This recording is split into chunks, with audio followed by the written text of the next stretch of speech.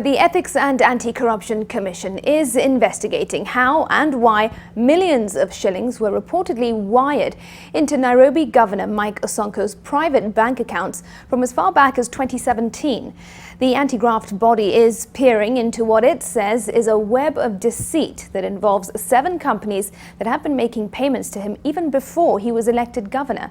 NTV's Seth Olale reports that the EACC has also written to the banks involved to provide specific statements of these transactions.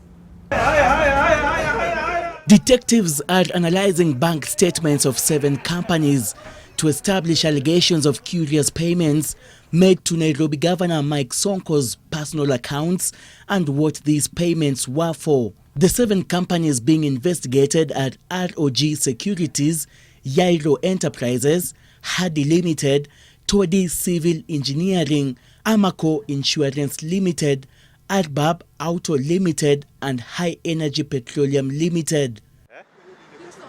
At the center of the probe are companies associated with businessmen Otieno Ombok alias Jamal and Anthony Mwaura, who are said to have wired money into Sonko's accounts directly through their companies. Ombok owns Arbab and ROG Securities, while Mwaura is directly associated with Hadi Limited and Todi Civil Engineering. Detectives have established that none of the companies owned by Ombok is contracted by the Nairobi County government. However, some companies contracted by the county have also been doing business on the side with Ombok's companies. Some of Ombok's companies are said to have made deposits to a number of the governor's accounts. For instance, ROG Securities made a deposit of 3 million shillings to Mike Sonko's DTB account. During interrogation, Ombok told investigators that the payment was part of a piece of land in Mavoko, valued at 34 million shillings that he had bought from the governor. Bank statements in our possession also show that December 14th last year, Todi Limited, which is owned by Anthony Mwaura, liquidated 80 million shillings from its fixed deposit account.